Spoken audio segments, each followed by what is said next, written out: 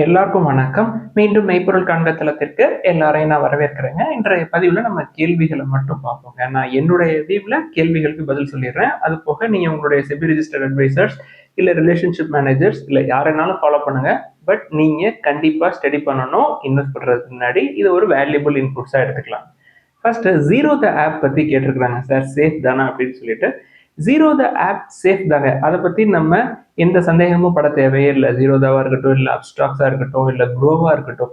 ஆனா நான் சொல்ற வர்றது என்னன்னா, ஜீரோதாவுடைய அத்தன்டிகேட்டட் ஆப்பை தான் நம்ம இன்ஸ்டால் பண்ணி அதுல இன்வெஸ்ட் பண்ணிட்டு இருக்கோமா அப்படின்றது தாங்க நம்ம முக்கியமா என்ஷூர் பண்ணணும். நீங்க கரெக்டா பிளே ஸ்டோர்ல போய் ஜீரோதாவுடைய ஆப்பை கரெக்டா டவுன்லோட் பண்ணி நீங்க வந்து ஓபன் பண்றீங்க டிமேட் அண்ட் ட்ரேடிங் அக்கௌண்ட் அப்படின்னா வெள்ளம் போட்டுங்க. தெரியாம ஏதாவது வாட்ஸ்அப்ல மெசேஜஸோ இல்லை யாராவது ஃபோன் பண்ணி இந்த லிங்கை யூஸ் பண்ணுங்க, இந்த ஆப் வந்து டவுன்லோட் பண்ணுங்க, ஏதாவது ஒரு ஆப் வந்து அவங்க பர்சனலா அவங்க டெவலப் பண்ணி, இப்போ ஜீரோதா இருக்கு இல்லை ஐசிஐசிஐ டைரக்ட் இருக்கு அப்படின்னா அந்த மாதிரியே ஆப்பை டெவலப் பண்ணி அதுல ஃப்ராட் நடக்கிறதெல்லாம் நிறைய செய்திகள் இருக்குங்க. அதனால தான் முக்கியமா சொல்றோம், ஜீரோதா ஆப்போ இல்லை எந்த டிஸ்கவுண்ட் ப்ரோக்கரேஜஸ் ஆப்போ அதை யூஸ் பண்றதுல பிரச்சனை கிடையாதுங்க. அடுத்து முத்தூட் ஃபின்கார்ப் பாண்ட் பத்தி எழுதியிருக்காங்க சார். பாண்ட் முதலீடுகள்ல எனக்கு அனுபவம் கிடையாது அப்படின்னு சொல்லி எழுதியிருக்கிறாங்க. நான் ஃபர்ஸ்ட் கன்சிடர் பண்ண பாண்டே வந்து முத்தூட் ஃபின்கார்ப் பாண்டு தாங்க. நம்மளுக்கு ஏஏ ரேட்டிங்ல எப்பயாவது தாங்க பாண்ட் கிடைக்குது. உங்களுக்கு பயமா இருக்கு அப்படின்னா அதான் நம்ம ஏற்கனவே சொல்றோம், மினிமம் இன்வெஸ்ட்மெண்ட்ஸ்ல நீங்க பாண்டை கன்சிடர் பண்ணி ட்ரை பண்ணுங்க அப்படின்னு சொல்றோம். முத்தூட் ஃபின்கார்ப் பொறுத்த வரைக்கும் நம்ம ஏற்கனவே முத்தூட் மைக்ரோஃபினை கன்சிடர் பண்ணிக்கிட்டே தான் இருக்கோம். முத்தூட் மைக்ரோஃபின்க்கு முத்தூட் ஃபின்கார்ப் தான் ப்ரமோட்டர். அது போக அவங்களுக்கு முத்தூட் ஹவுசிங் ஃபினான்ஸ், தென் லோன் அகேன்ஸ்ட் ப்ராப்பர்ட்டி அப்படின்னு சொல்லிட்டு ஸ்ட்ராங்கான பேக்கப் இருக்கு. அதர் பிசினஸஸும் இருக்குங்க. ஸோ நம்மளுக்கு தெரிஞ்ச நிறுவனம், அதனால நம்ம வந்து இதை பத்தி பேசுறோங்க. அதே மாதிரி சாட்டின் கிரெடிட் கார்டு பத்தி எழுதியிருக்கிறாங்க. அதுக்கு வந்து ஏ ரேட்டிங் தாங்க. இப்போ சாட்டின் கிரெடிட் கார்டு பொறுத்த வரைக்கும் ஃபுல்லாவே அவங்களுக்கு மைக்ரோ லோன்ஸ் தான். ஸோ ரெண்டு ரிஸ்க் இருக்குங்க. ஒன்று micro loan, in addition to that A rating. அதனால அதை கூட விட்டுடலாம். நான் பெரும்பாலும் ஏ ரேட்டிங் எப்போ பார்ப்பேன் அப்படின்னா, கோல்ட் ஃபினான்ஸ் கம்பெனிஸ், நம்மளுக்கு தெரிஞ்ச கோல்ட் ஃபினான்ஸ் கம்பெனிஸ் வந்து ஏ ரேட்டிங்ல இருந்தாலும் கன்சிடர் பண்ணக்கூடிய வழக்கம் இருக்குங்க. இப்போ எடுத்துக்காட்டு கோசமட்டோ ஃபினான்ஸ் பாண்ட் எடுத்துக்கிட்டோம்னா ஏ ரேட்டிங் தான் இருக்கும். இருந்தாலும் அந்த குரூப்பை பத்தி நம்ம கொஞ்சம் ஸ்டடி பண்ணிக்கிறதுனால நான் கோசமட்டோ ஃபினான்ஸ் வர்றப்பெல்லாம் கன்சிடர் பண்ணக்கூடிய வழக்கம் இருக்குங்க. எல்லாமே வந்து மினிமம் இன்வெஸ்ட்மெண்ட்ஸ்க்கு தாங்க கன்சிடர் பண்ணுவேன். நம்மளுக்கு வந்து பயம் இருந்தது அப்படின்னா ஹையர் லெவலுக்கு போகாம லோயர் லெவல்லே கொஞ்சம் கொஞ்சமா அக்யூமுலேட் பண்ணிக்கலாம் அப்படின்றது என்னுடைய ஸ்ட்ராட்டஜி. சக்தி ஃபினான்ஸ் பத்தி ஒரு நண்பர் எழுதியிருக்கிறாங்க. ரொம்ப ஸ்மால் கேப்ங்க, ஒரு less than 200 crore market cap company. Price to book எடுத்துக்கிட்டோம்னா 0.7 பக்கமா இருக்குங்க. பெர்ஃபார்மன்ஸ் நல்லா இருக்குங்க. பட் ரொம்ப ஸ்மால் கேப்ல ஏன் போகணும் அப்படின்றதான் என்னுடைய கேள்வி. உங்களுக்கு இதே வேல்யூவேஷன்ல இப்போ 0.7 டைம்ஸ் புக்ல நீங்க வேல்யூவேஷன் எடுத்துருக்கீங்க இல்லையா, அதே வேல்யூவேஷன்ல நிறைய நம்மளுக்கு தெரிஞ்ச ஒரு 1500 crore மேல இருக்கக்கூடிய மார்க்கெட் கேப் நிறுவனங்களே இருக்குங்க. இப்போ எடுத்துக்காட்டுக்கு கர்நாடகா பேங்க் எடுத்துக்கிட்டோம்னா 0.7 டைம்ஸ் புக்கு பக்கமாக தான் இருக்கும். தென் ரெப்கோ ஹோம் ஃபினான்ஸ் எடுத்துக்கிட்டோம்னாலும் 0.7 டைம்ஸ் புக்கு பக்கமாக தான் இருக்கும். தென் ஸ்பந்தனா ஸ்பூர்த்தி எடுத்துக்கிட்டோம்னாலும் 0.7 டைம்ஸ் புக்கு பக்கமாக தான் இருக்கும்.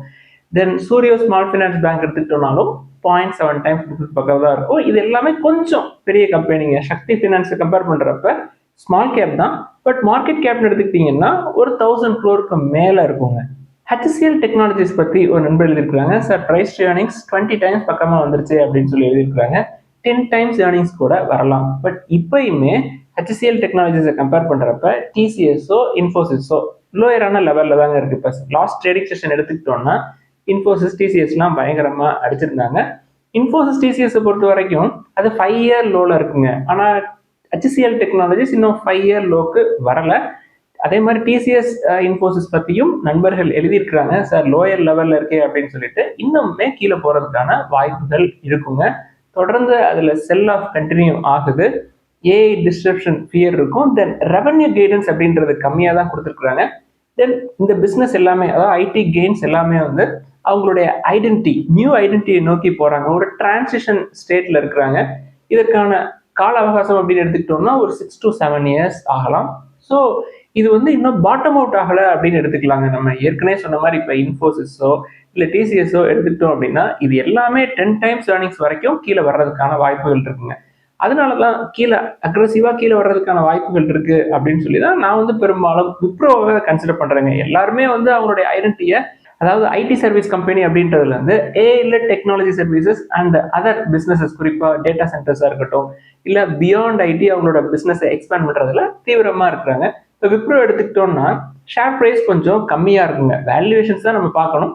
கீழே இறங்க இறங்க ஆவரேஜ் பண்ணுறது கொஞ்சம் ஈஸிங்க. ஆனால் இந்த ஐடி கெயின்ஸ் எல்லாமே வந்து போய் சேர்ற இடம் ஒன்றா தான் இருக்கும். எப்படியுமே அவங்க வந்து நல்ல லெவலுக்கு வந்துடுவாங்க. பட் ஒரு 6 or 7 இயர்ஸ் வெயிட் பண்ணணுங்க. இப்போ இன்ஃபோசிஸ் எடுத்துக்கிட்டோம்னா நம்ம கிராஃபை வச்சு பார்க்குறப்ப பயங்கரமாக இன்னும் கீழே போகிறதுக்கான வாய்ப்புகள் இருக்கிற மாதிரி தெரியுதுங்க. இப்போ 2019 எடுத்துக்கிட்டோம்னா அங்கேருந்து ஒரு சடன் ரைஸ் இருந்திருக்குங்க. ஸோ 2019-18 ரேஞ்சுக்கு வர்றதுக்கான வாய்ப்புகள் இருக்கிற மாதிரி தெரியுதுங்க பார்க்குறப்போ. எவ்வளோ காலம் ஆகும் அப்படின்றது நமக்கு தெரியாது. பட் வர்றதுக்கான வாய்ப்புகள் இருக்கிற மாதிரி தெரியுது. இப்போ நண்பர் கேட்ட கேள்விக்கு வந்துருவோமே, ஹெச்சிஎல் டெக்னாலஜிஸுடைய கன்சிடரேஷன் பற்றி எழுதியிருக்கிறாங்க.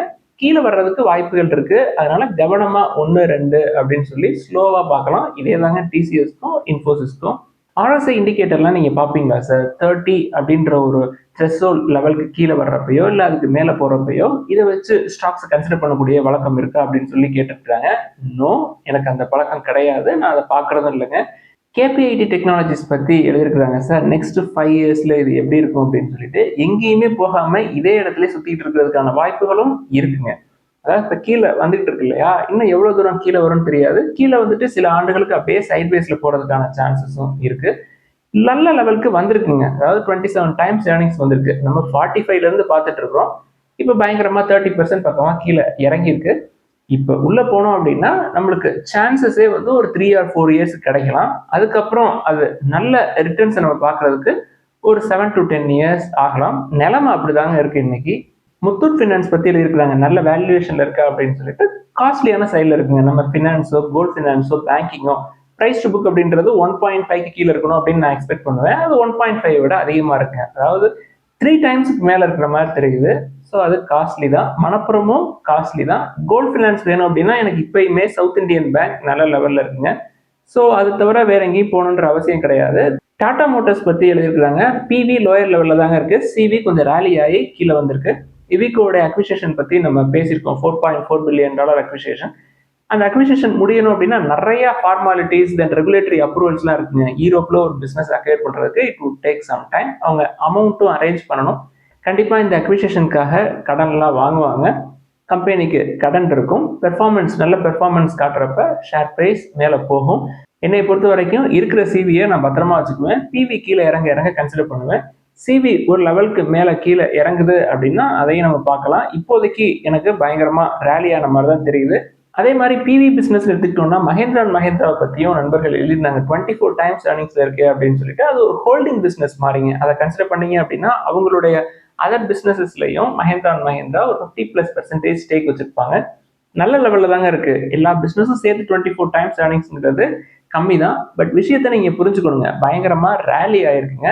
என்ன காரணம் அப்படின்னா போன வருஷம் ஜிஎஸ்டில மாற்றங்கள் கொண்டு வந்தாங்க இல்லையா, அந்த காலகட்டத்தில் நல்ல சேல்ஸ் நம்பர்ஸ் இருந்ததுங்க. அதே மாதிரி இந்த வருஷமும் அது கண்டினியூ ஆகுமா, அதை விட அதிகமா ஆகுமா அப்படின்ற ஒரு சந்தேகம் இருக்கு.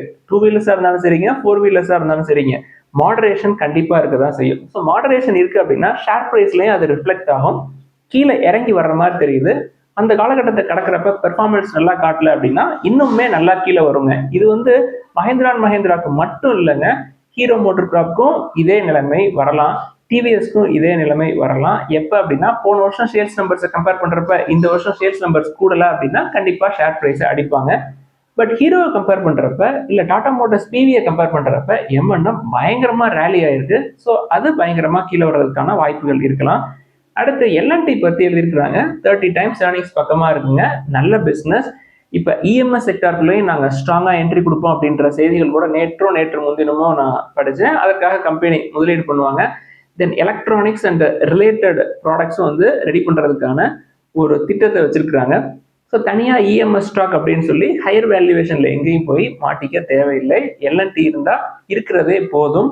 புதுசா எல்என்டியை பார்க்கலாமா அப்படின்னு கேட்டா நல்ல அட்ராக்டிவான வேல்யூவேஷன் தாங்க இருக்கு. அடுத்து டாடா கம்யூனிகேஷன் பத்தி எழுதியிருக்கிறாங்க. சார் டாடா கம்யூனிகேஷனோட பிசினஸ் அப்படின்றது ஜஸ்ட் கம்யூனிகேஷன் ரிலேட்டட் பிசினஸ் மட்டும் கிடையாது, அது போக நிறைய இருக்கு அப்படின்னு சொல்றாங்க. அதுல எந்த மாற்றமுமே இல்லைங்க. உள்ள நிறைய பிசினஸ் இருக்கு, பிளஸ் கம்யூனிகேஷன் பிசினஸும் இருக்கு. அவங்களுடைய Q4 ஃபினான்ஷியல் 26 நம்பர்ஸ் எடுத்து பார்த்தீங்கன்னா ப்ராஃபிட்டபிலிட்டி 75% கீழே விழுந்திருக்குங்க. முக்கியமான காரணம் என்ன அப்படின்னா ஹையர் காஸ்ட் தான்.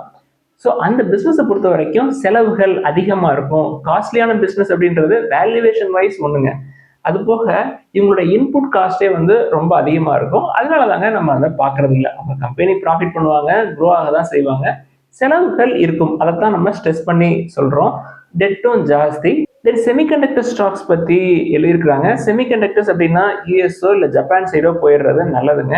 இங்க ஹையர் வேல்யூவேஷன்ல ஏதாவது செமிகண்டக்டர் கிடைக்கும் அப்படின்னு சொல்லி மாட்டிக்க வேணாம் அப்படின்றது என்னுடைய கருத்து. டிஎஸ்எம்சி சைடு போயிடலாம். ரொம்ப காஸ்ட்லி கிடையாது, பட் கொஞ்சம் ரேலி ஆயிருக்கும்.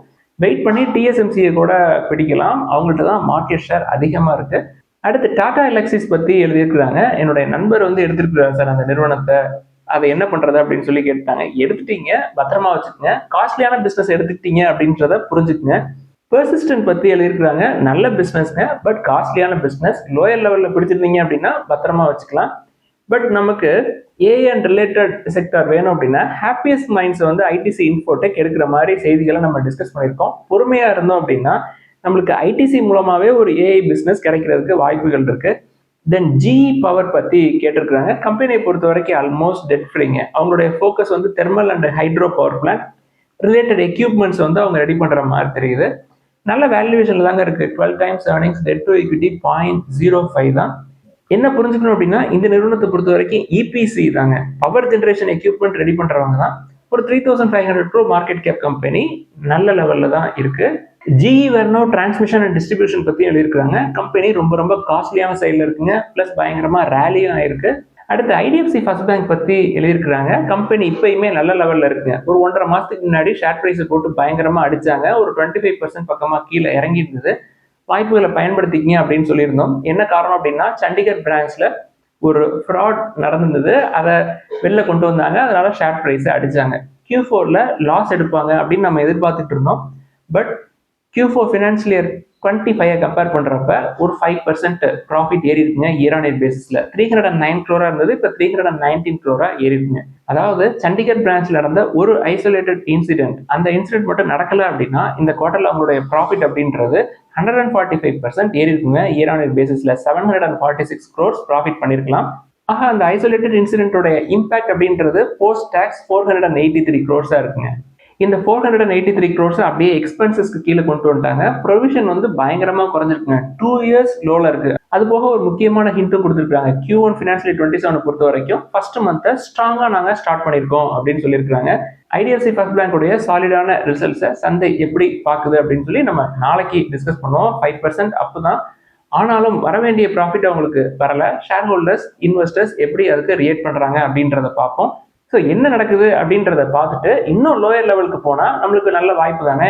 இதெல்லாம் தான் இந்த பதிவுல முக்கியமா டிஸ்கஸ் பண்ணணும்னு நினைச்சோம். முதலீடுகள்ல ஏதாவது சந்தேகங்கள், கேள்விகள் இருந்தா எல்லாத்தையும் எழுதுங்க. எல்லாருக்கும் நன்றி.